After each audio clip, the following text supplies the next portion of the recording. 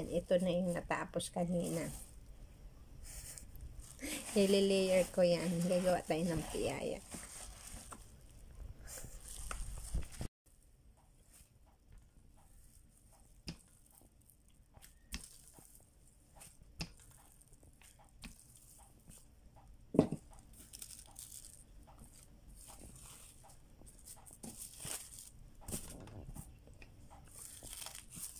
Dikit.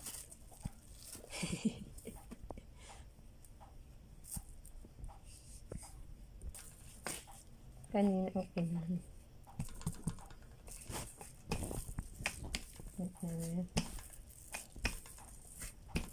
Okay. Ayan. After ilang rounds, na ano ko na yan, hatiin naman natin. Ayan, hatiin natin sa 3 o 4. Tapos gagawa tayo ng mga balls. Yan yung ating piyaya balls. Tapos magre-ready tayo ng ubi halaya. Tsaka ubi halaya at saka muscovado. Red sugar. Okay. Next step, ito, ganyan siya. Ayan. So, ayan may mga layer yan. Papansin nyo. Tapos, igagano natin yun. Later. Okay.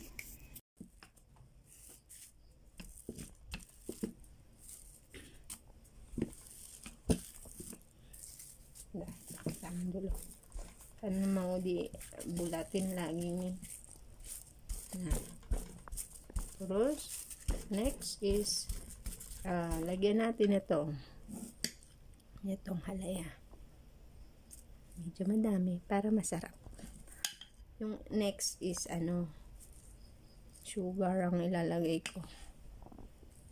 Yan. Okay na yan. Okay na yan.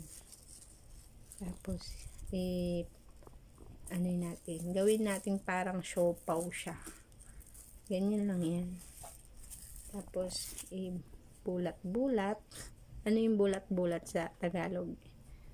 Bilog-bilog. Ayan. Tapos lagyan natin ng kaunting flour para medyo manipis. Ayan.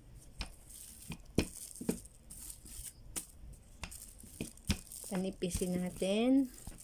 Tapos mamaya natin yan. So, ganyan lang kasimple guys. Yung gumawa ng piyaya. Ang mahal-mahal ng nasa grocery. 6 na peraso, 150 na agad. Ito, 20 na yung magawa ko. Magkano lang naman yung flour? Millionaire ka na. Kakain lang naman ng piyaya magpakagastos tayo ng malaki.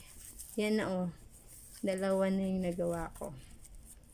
Hindi naman kailangan perfect na perfect yung bilog. Diba?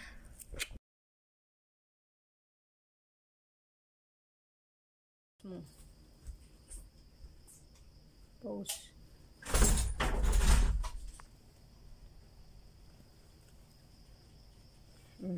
Ayan, bungkus natin.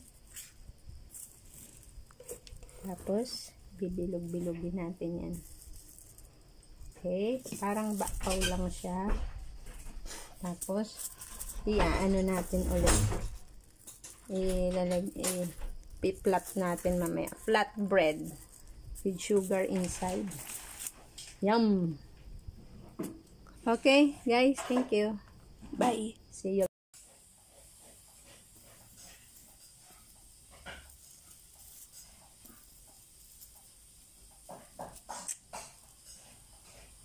Okay, picture lang. Now we are ready to panggang.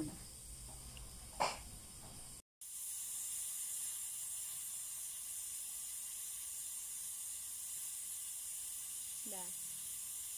In a way then. It's like that. Ooh, mainit. Ooh, pancake. You put in the middle.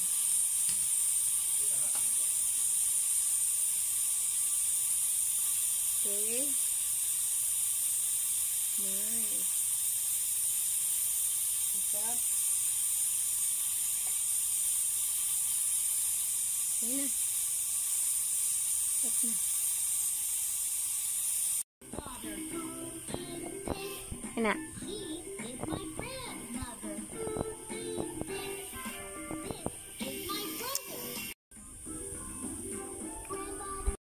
Like it, Kaka?